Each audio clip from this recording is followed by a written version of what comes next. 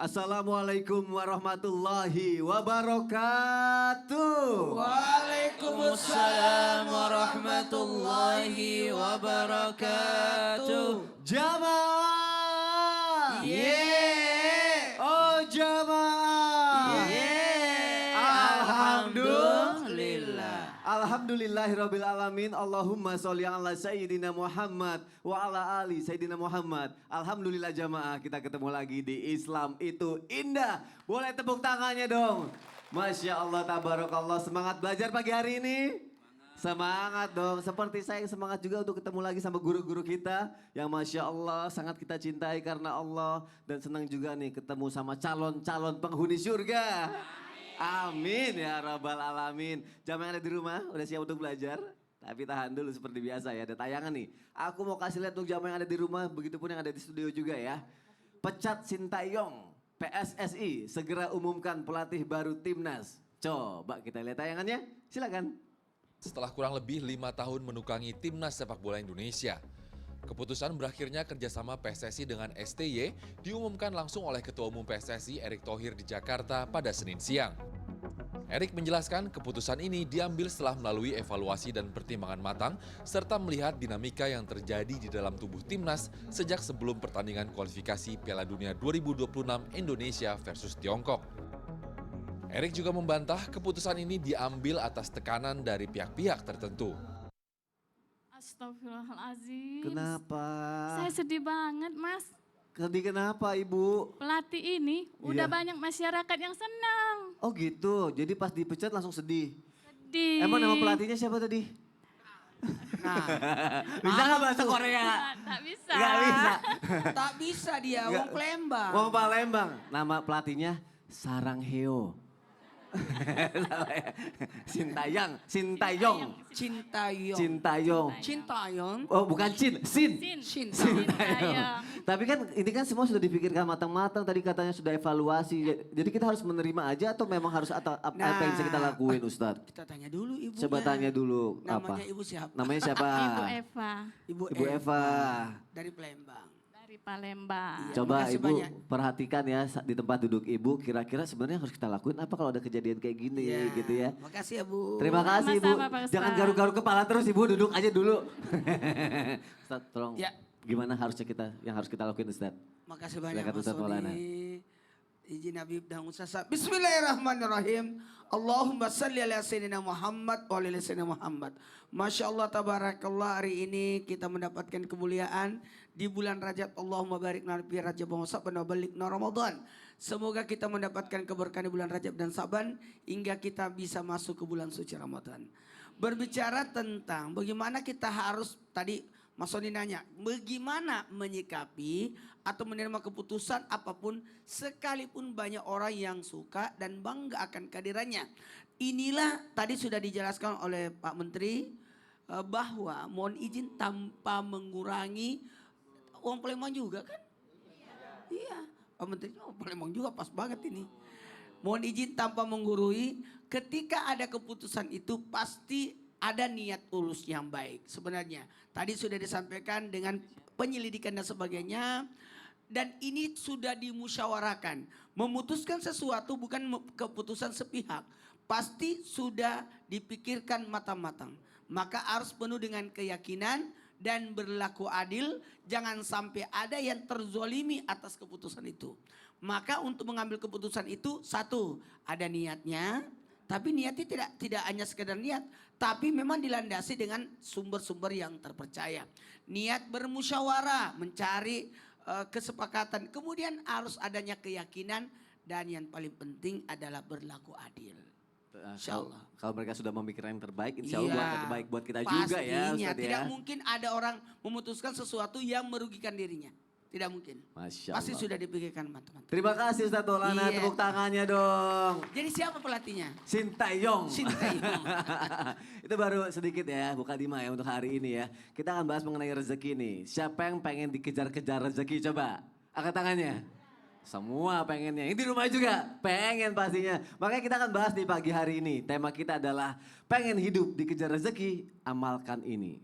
Amalkan apa ya? Tahan dulu, ada tayangan lagi nih. Ketika mendapatkan pertolongan dari orang baik. Kita lihat tayangannya, silakan.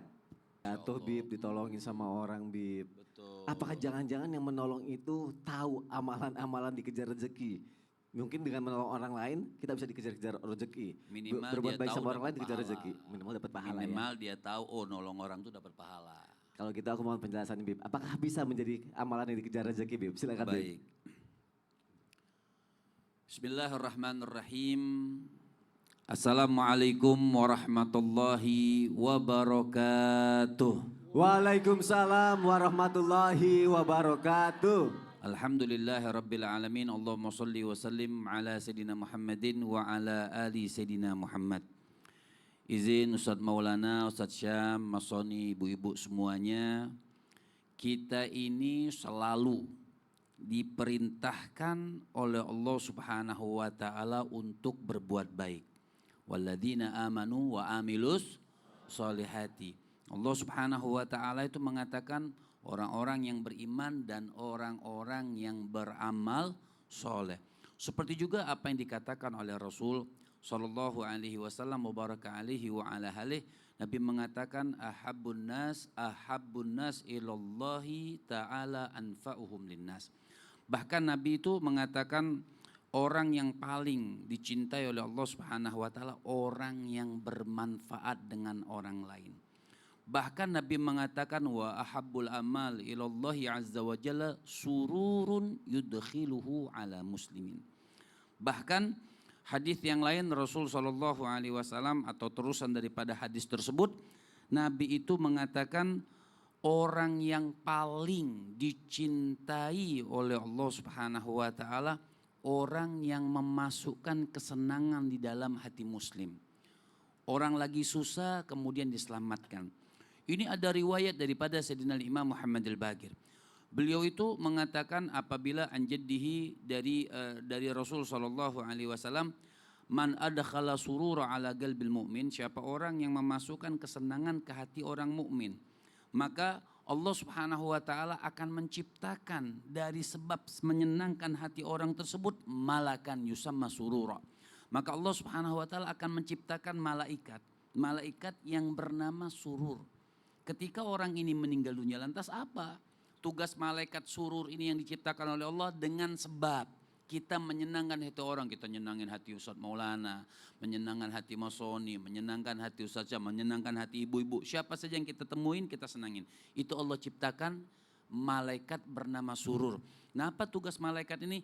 Tugas malaikat ini akan datang ketika orang yang nyenangin itu meninggal dunia, dia akan datang dan menuntun dengan rupa yang sangat indah, menuntun orang tersebut, menemani orang tersebut sampai menunjukkan tempatnya di syurganya Allah Subhanahu wa taala. Berarti nyenengin orang lain nanti Allah yang akan nyenengin kita gitu ya. Pasti ketika kita menyenangkan orang, Allah akan menyenangkan kita. Masya Allah, terima kasih Habib Muhammad. Baik. Boleh tepuk tangannya dong, Masya Allah, tabarakallah. Berarti bisa dibilang kalau hidup menutup pintu rezeki kita, dibuka aja pintunya ya, kan cuma pintu ya. Mungkin bisa dibantu melalui orang lain juga yang sudah pernah kita tolong ya. Masya Allah, tabarakallah. Sekarang kita lanjutkan lagi nih jamaah yang ada di rumah nih. Apakah kalau kita berprasangka baik sama Allah, nanti pintu rezekinya bakalan kebuka, kita dikejar-kejar rezeki. Terus kalau misalkan kita berprasangka buruk berarti rezeki kita seret gitu Ustadz Syam. Oh siap, nanyanya ke aku tuh ya. Iya, emang kayak gitu konsepnya. Prasangka baik, rezeki lancar. Kalau berprasangka buruk seret rezekinya. Seret rezekinya, subhanallah. Gitu gak sih? Mau Baik. penjelasannya Ustadz? Terima kasih Silakan. Mas Soni, tabi guruku Habib Muhammad, Ustadz Maulana, serta guru-guru kami yang dilakukan Allah Subhanahu wa taala. Al-Qur'an surah Ghafir ayat 60. A'udzu billahi minasy syaithanir rajim. Allah. وقال ربكم ادعوني أستجب لكم إن الذين يستكبرون عن عبادتي سيدخلون جهنم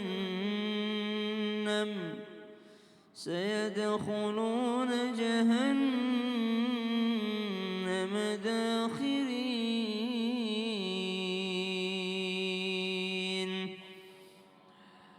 Allah Subhanahu wa taala berfirman, "Mintalah kepadaku, maka aku pasti akan mengabulkannya." Bagaimana meyakini ayat ini? Tidak mungkin kalau tidak ada daripada husnudzon billah, baik sangka kepada Allah. Oh, Allah katakan berdoalah maka aku kabulkan. Loh gimana? Aku udah lama berdoa belum dikabulkan. Maka yang selamat hanya yang husnudzon kepada Allah. Oh, berarti Allah kayaknya tahu nih ini tidak cocok dengan saya yang saya minta nih. Oh, kayaknya Allah sedang tunda deh kalau sekarang saya belum sanggup nih dapat rezeki yang ini nih. Maka husnudzon billah, baik sangka kepada Allah di antara min husnil ibadah, di antara sebaik-baiknya ibadah. Dan husnudzon billah, baik sangka kepada Allah Subhanahu wa taala, di antara amal hati yang paling agung. Karena ada amalan badan, ada amalan hati. Amalan hati yang paling agung di antaranya adalah baik sangka terhadap Allah Subhanahu wa taala. Apa manfaatnya? Satu, orang yang senantiasa baik sangka kepada Allah akan menimbulkan rasa syukur dalam hatinya. Bukankah bersyukur itu akan menambahkan rezeki? La in syakartum la azidannakum. Kalau kau bersyukur, maka aku pasti akan tambahkan. Siapa yang mampu bersyukur? Hanya orang yang baik sangka terhadap Allah. Mereka itulah yang mampu bersyukur. Kalau orang tidak baik sangka kepada Allah, bagaimana caranya mau bersyukur? Kenapa ya Allah kasih saya ujian, tetangga saya tidak dikasih? Kenapa ya dia yang kaya padahal saya yang rajin sholat duha? Kenapa ya dia, subhanallah. Tidak adanya baik sangka tidak akan melahirkan rasa syukur terhadap nikmat Allah Subhanahu wa taala. Yang kedua, orang yang paling bahagia adalah orang yang ridho akan ketetapan Allah. Dan ridho kepada ketetapan Allah hanya bisa digapai dengan baik sangka terhadap Allah. Kalau tidak baik sangka tidak bisa ridho tuh. Oh berarti kalau kita khawatir sama rezeki kita berarti kita nggak percaya Allah gitu ya? Iya dong. Oh Masya Allah, terima kasih Tasya Iya, untuk penjelasannya. sama-sama, Tepuk Sony. tangannya dong. Berarti kita nggak pernah tahu di mana kita bisa ketemu sama rezeki kita ya. Tapi rezeki kita pasti tahu di mana bertemu pemiliknya. Karena sudah diatur sama Allah Subhanahu wa taala. Jamaah pengen dikejar-kejar rezeki, jangan kemana-mana, tetap di Islam itu indah. Nggak lama kok. Jamaah oh jamaah. Alhamdulillah.